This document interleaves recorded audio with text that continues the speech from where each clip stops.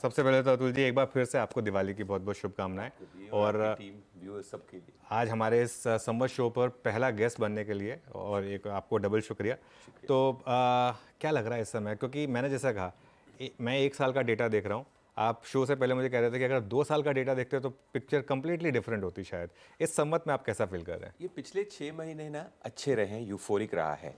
ठीक है, तो इस हिसाब से हमारा जो एक रीसेंसी बायस होता है, हम कलर हो जाते हैं। जैसे अपने काफ़ी सारे स्टॉक दिखाए 300%, 500%, तो हमको लगता है कि सब ने ये ले लिए हैं, तो सब ने इतना कमा लिया है।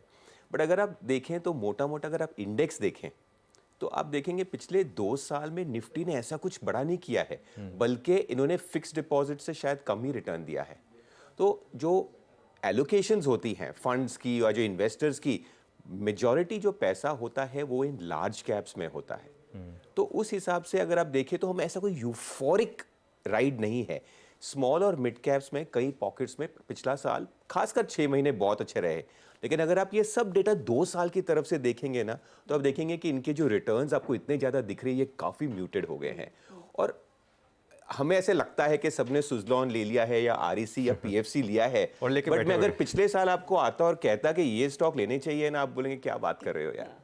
तो कोई एचडीएफसी बैंक की आप बात नहीं की, आप कोटक की नहीं की, आपने इन्फोसिस टीसीएस की बात नहीं की, रिलायंस की बात नहीं की। भाई ये सब मिलाओ तो 50% इंडेक्स ही ये दो सेक्टर हो जाते हैं। तो उस हिसाब से क्या होता है कि हमें लगता है कि सबने स्मॉल कैप में पैसा बनाया है, बट जो एलोकेशंस होती हैं वो ज़्यादा लार्ज कैप्स में होती है। 60-70% जो इंडेक्स वेटेज एनएससी 500 है वो भी लार्ज कैप में होता है।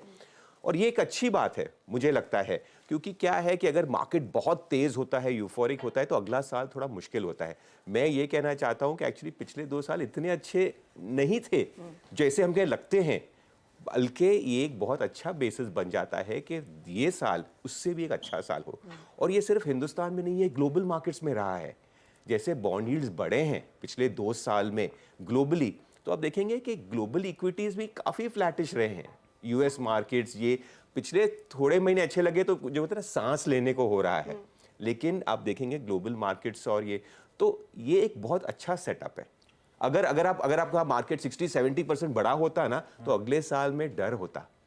बट अभी क्या है कि एक्चुअली इस मार्केट ने अच्छा एक बेसिक कंसोलिडेशन किया है। कोविड के बाद एक बहुत बड़ा बाउंस था, जो एक रिलीफ था, और फिर ये 2 साल से आप देखेंगे, अगर आप 5 साल का चार्ट देखें तो पिछले 2 साल से मार्केट्स एक साइडवेज कंसोलिडेशन कर रही हैं। और ये एक बहुत अच्छा बेस बन जाता है, मुझे लगता है कि ग्लोबल इक्विटी ब्रेकआउट आ जाए, विच आई थिंक सबसे बड़ा ट्रिगर होगा for the year that is coming. तो पता है लास्ट संवत के जाते जाते पिछले कुछ दिनों में सब बहुत कंसर्न थे, मिड कैप स्मॉल कैप्स का इस तरह का आउट परफॉर्मेंस और शायद प्रॉफिट बुकिंग का जोन।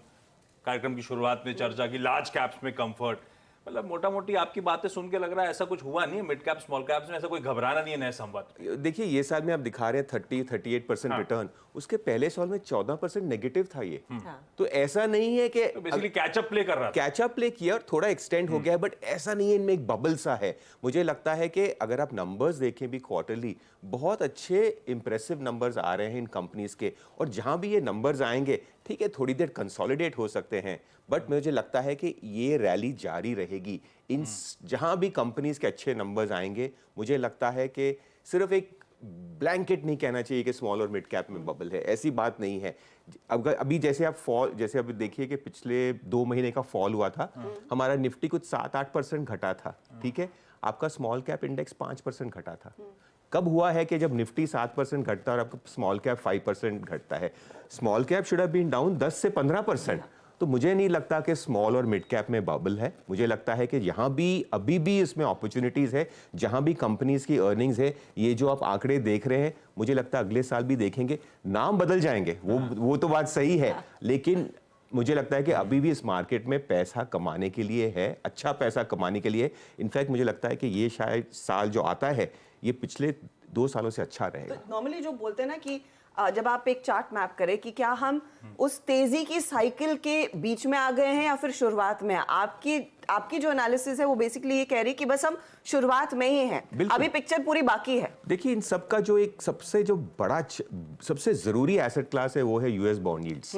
अगर आप देखें तो ये जो कारण है ये global markets equity market sideways का, कि देखिए बॉन्ड यील्ड्स जो है 0.5 से ऑलमोस्ट 5 टिप कर गए थे।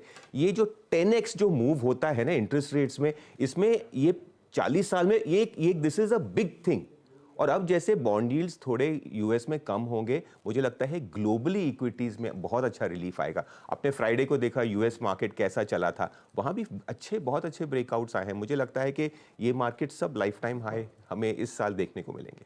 ओके, तो अतुल आपके इस शीट में क्या क्या लिखा है, फिर क्या कुछ क्या नहीं। पिटा है, क्या क्या लिखा है? तो एक आपने कहा था ये नाम बदल जाएंगे, तो एक तो हम लोग डिस्कशन में जानना चाहेंगे नए संवत के नाम कौन से हो सकते हैं। उससे पहले सूर्य साहब, ठीक है मिड कैप स्मॉल कैप्स में अभी भी पॉकेट्स हो सकती हैं, आप लोग का कंफर्ट ऐसा है क्या थोड़ा बहुत लार्ज कैप की तरफ शिफ्ट हो गया या हो रहा है नए संवत के लिए, ऐसा है कि नहीं है? मैं एक्चुअली ये लार्ज कैप स्मॉल कैप की रेस देखता ही नहीं हूं, मैं इसको सेक्टर्स की देखता हूं। मतलब मेरी ये थिंकिंग है कि जो सेक्टर्स इंडिया में अब ट्रेंड में है वो है कैपिटल गुड्स, इंफ्रा, इंजीनियरिंग। ये स्टॉक्स का एलएनटी छोड़ के लार्ज कैप में रिप्रेजेंटेशन ही नहीं है। ये सब जो है mid cap small cap place में है, थोड़े पीएसयूज हैं लार्ज कैप में। तो मुझे लगता है कि जो ट्रेंड है, जो पिछले 10 साल जो सेक्टर चले थे आपके large cap IT, private sector banks, वो थोड़ी सांस ले रहे हैं। अच्छे स्टॉक्स हैं, उनको टाइम चाहिए कंसोलिडेशन का, बट ये सेक्टर 10-10 साल के लिए। अब पीएसयू बैंक की बात करें, भाई लास्ट डिकेड का बेस्ट ट्रेड क्या था? प्राइवेट सेक्टर बैंक लॉन्ग करो, पीएसयू शॉर्ट करो। ये 10 साल के बाद ये रिवर्स हुआ है। लास्ट ईयर का बेस्ट परफॉर्मिंग सेक्टर था, इस साल का भी बेस्ट परफॉर्मिंग सेक्टर ऐसा है कि जो 2008 से अभी भी दूर है, रियल एस्टेट। हमें 12 साल हो गए रियल एस्टेट स्टॉक की किसी ने बात ही नहीं की है, नुकसान ही किया है। तो उस हिसाब से क्या होता है कि मुझे लगता है कि मार्केट का बड़ा ट्रेंड चेंज हो रहा है। और ये जो सेक्टर्स एंड थीम्स हैं, ये इतने पिटे हुए थे पिछले 10 साल में, इनमें अब तो मुझे लगता है कि तेजी शुरू हुई है। इसीलिए थोड़े बढ़ गए तो उससे हमें डरना नहीं चाहिए। जहां भी नंबर्स आएंगे, ये बहुत ओवरसोल्ड काइंड ऑफ प्ले है, इनमें मुझे लगता है अच्छा पॉप अभी भी है। तो ये लग रहा है